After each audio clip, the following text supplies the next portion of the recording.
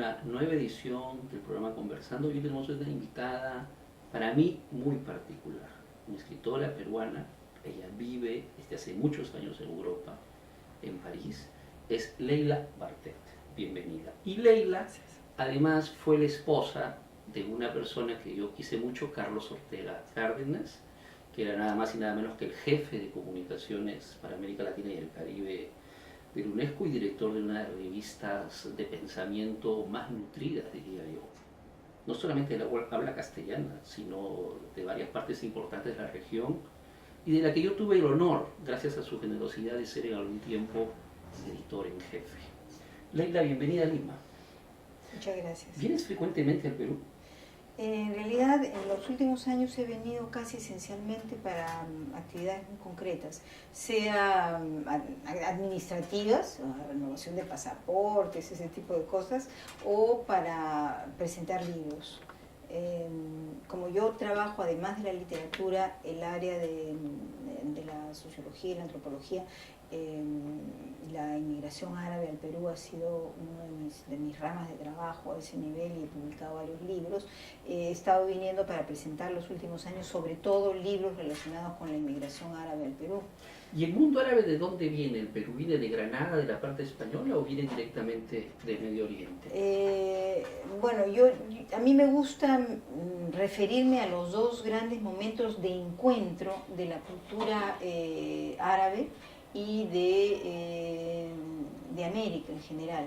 El primer momento llega con la conquista española. España era un país mestizo, por así decirlo, puesto que estaba marcado por 8 siglos de relación con el mundo árabe, y la cultura, la visión del mundo que traen los conquistadores es una visión profundamente marcada por su relación con los árabes. De hecho, Ciesa de León, cuando se refiere a los primeros templos que ve, dice, hay unas mezquitas que son de tal manera y tal manera, es decir, utilizan incluso el único término para designar la alteridad que tenían, que era la referencia a lo árabe.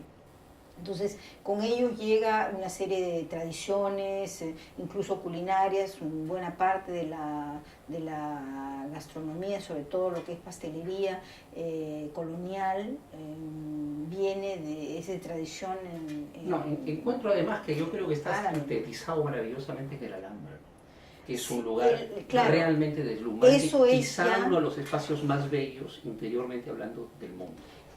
El Alhambra es una muestra de lo que es la arquitectura árabe, pero una arquitectura árabe que ya se ha transformado, es decir, que ya es una forma de arte mestizo. Claro. El arte mestizo por excelencia ligado a lo árabe es el arte mudéjar, Leila, que llega también a América, ¿no? O sea, aquí también hay... Estamos hablando de mestizaje cultural.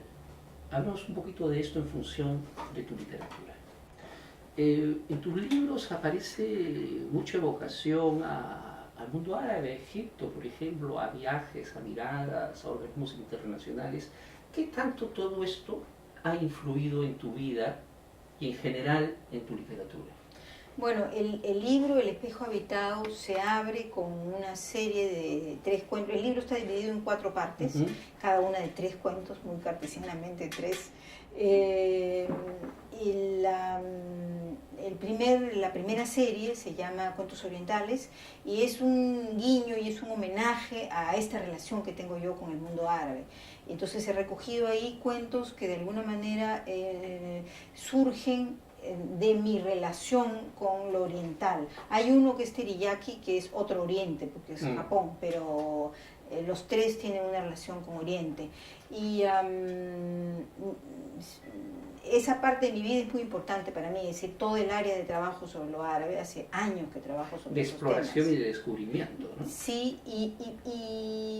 y entonces no he podido dejar de imaginar historias que tienen que ver con esa parte de mi vida. Ahora, en tu libro El espejo habitado tienes otra parte que está más vinculada a la infancia. Ese juego de hermanos es un juego imaginario y es también autobiográfico. ¿A cuál de los cuentos te refieres? En la sección, digamos, en que hay 2 hermanos que juegan y se miran y juegan y dan vueltas entre sí, etc. Porque en esa sección está de vacaciones, que es un cuento semifantástico porque son voces de niños, pero no se sabe dónde están los niños ni quiénes son los niños. En realidad son niños muertos, pero eso lo descubre el escritor poco a poco, ¿no? O sea, son voces que están allí y que cuentan la historia de una familia que llega de vacaciones donde está efectivamente el hermano y la hermana, Sí. que tienen una relación a veces un poco conflictiva, Sí, ¿no? y lo que yo te quería preguntar es, ¿dónde fue tu infancia? ¿En el Perú? Sí, una parte de mi infancia fue en el Perú. Mi padre trabajó en la Unión Internacional de Telecomunicaciones, en la UIT, es un organismo de Naciones Unidas, y pasamos también parte del tiempo de mi infancia y parte del tiempo de mi adolescencia en otros países. O sea, vivimos en Panamá, vivimos en Cuba, vivimos en Venezuela, cuando yo era... ¿Y a qué edad emigraste propiamente a Europa? Cuando terminé el colegio y terminé en el franco-peruano, en la sección francesa, porque en esa época había dos secciones, la peruana y la francesa, yo hice la francesa y saqué el bachillerato francés y entonces me dieron una beca de estudio en Estrasburgo, no en París. O sea, el primer viaje que hice a Francia fue a la ciudad de Estrasburgo. Leila, en tu libro hay una carta a un psicoanalista. Ahí hay una parte en la cual esta persona que le escribe le dice al psicoanalista que creía que tenía todas sus defensas bien estructuradas, activadas, toda una espesa masa, por decirlo de alguna manera, de conocimiento, de intelectualidad. Tú eres una mujer sólidamente preparada en temas de sociología, pero de pronto se encontró con un precipicio, vamos a llamarlo metafóricamente, ante la fragilidad del amor. ¿Qué tanto esa solidez intelectual y qué tanto esa metafórica, que yo estoy diciéndolo así, fragilidad del amor ha influenciado tu vida? Yo he intentado a lo largo de mi vida ser especialmente racional y eso incluso ha sido objeto de críticas de mucha gente que ha vivido cerca de mí. Es por eso que te estoy haciendo la pregunta sobre la fragilidad. Claro, mi esposo se quejaba mucho de mi extrema racionalidad y mi ausencia de, digamos, de dejar que los sentimientos y las pasiones ocuparan mi espacio, pero o al revés, creo ¿no? que Muy contra ti aflora eso en el semblante y muy contra ti quizás no lo puedes controlar, pero está ahí. Yo creo que la literatura me permite justamente dejar aflorar eso que a otros niveles de mi existencia dejo aflorar muy poco, es verdad. Digo muy poco, pero no, eso no quiere decir que no aflore en absoluto, ¿no? Ni mucho menos. Sí, al final uno de tus cuentos, creo que se llama Puerta Cerrada, sí. La última frase dice algo más o menos así, que lo estoy recreando, ¿no? Y de pronto cerró la puerta y se puso a caminar, o algo así. ¿Eso es una metáfora de tu vida últimamente? ¿Has cerrado alguna puerta de tu Yo vida? creo que uno se pasa la vida cerrando puertas. Yo he cerrado muchas puertas en mi vida, o sea, etapas que uno considera que terminaron. Por ejemplo, cuando decidí finalmente tener un hijo, yo nunca he sido, digamos, especialmente afecta a la maternidad, nunca pensé tener una familia numerosa. Es más, hubo una época en que pensaba no tener hijos. Bueno, hay todo un cuento de Leila en El espejo habitado en el que habla de la metáfora de la angustia, la fantasía inconsciente, la belleza y lo enloquecedor que puede ser también para una mujer gestar, ¿no? Te escucho. Entonces, cuando me decido finalmente a tener un hijo, cierro la puerta de mi vida independiente, de mi vida libre, de la vida en que yo podía decidir a qué horas levantarme, a qué horas acostarme, cuándo salir, cuándo no salir, porque tengo un niño. Pero una vez que mi hijo nació, decidí, mi hija, porque es una niña, decidí ser la mejor madre que podía ser. Yo soy una persona muy perfeccionista en lo que hago, entonces traté de hacer lo mejor que pude. Estoy contenta, la verdad, muy contenta de los resultados. En estos momentos de tu vida, ¿qué puertas estás abriendo? Tenemos que ir cerrando la conversación. Una puerta importante que cerré fue después de la muerte de mi esposo, porque yo sé que no voy a poder construir una relación como la que construí con él durante 30 años. No quiere decir que fue una relación perfecta, creo que las relaciones perfectas no existen, pero creo que había grados de complicidad, de amistad entre nosotros que difícilmente voy a poder volver a encontrar en lo que me queda de tiempo por vivir. Entonces eso fue también una puerta, ¿no?, que cerré, sin duda. Si tuvieras que poner un título al cuento de tu vida actualmente, ¿qué título le pondrías?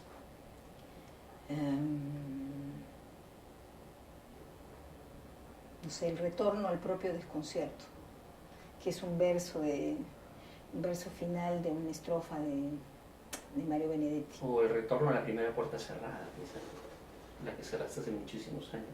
Bueno, lo sabrás tú, no yo. Leila, tú escribes últimamente porque estás trabajando mucho, tú eres la embajadora de Perú en la UNESCO, ¿no? No soy la embajadora bueno, del Perú la en la delegada, UNESCO. pero Trabajo en la delegación permanente del Perú en la UNESCO. El embajador es el conocido embajador Manuel Rodríguez Cuadros. Yo trabajo bajo su dirección. Y escribo los informes que hay que hacer en la UNESCO, de tanto en tanto escribo artículos, eso sí. ¿Qué tanto es la mezcla entre la necesidad y el placer para escribir para ti?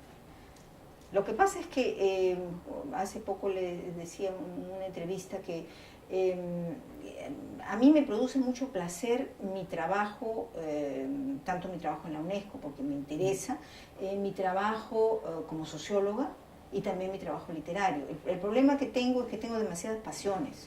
Se habla con frecuencia de que las nuevas generaciones carecen de pasiones. Yo tengo demasiadas pasiones y me gusta hacer bien lo que hago. La periodística, la sociológica, exacto, la literaria. Y me gusta hacerlo bien y me esfuerzo por hacerlo bien. Y cuando escribo un artículo trato de que sea un buen artículo y bueno, y siempre he sido así. Entonces, sí, escribo siempre. Ahora, literatura es lo que menos estoy escribiendo actualmente. ¿Hay alguna novela que esté habitando por ahí? Tengo una novela empezada, que está más o menos por la mitad, pero tendría que encontrar realmente tiempo para sentarme a escribirla y eso por el momento lo veo difícil. Cuando pase retiro, pienso que voy a tener tiempo para esa novela y para otras que tengo proyectadas. ¿No? Tengo 2 proyectos más que me interesan mucho. ¿El principal requisito para escribir es el tiempo?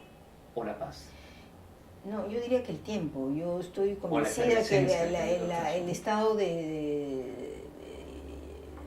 los estados depresivos a mí me ayudan a escribir y creo que me refiero a la literatura. Escribo mejor literatura cuando estoy deprimida que cuando estoy así eufórica. Pero lo fundamental es para escribir, en mi opinión, primero tener las condiciones materiales para escribir, es decir, no tener que pensar en que uno tiene que pagar el alquiler de fin de mes. Y el tiempo, son las 2 cosas, ¿no? El tiempo. Leila, gracias por estar aquí en La Mula, gracias por haberte presentado aquí en Conversando. Creo que ha sido un lujo, una cosa muy bonita que estés por acá. Y buen viaje a París. Gracias. Estoy absolutamente convencido que Perú está muy bien representado hoy en el mundo. Muchas gracias. Gracias, Leila, y nos vemos en la próxima edición de Conversando.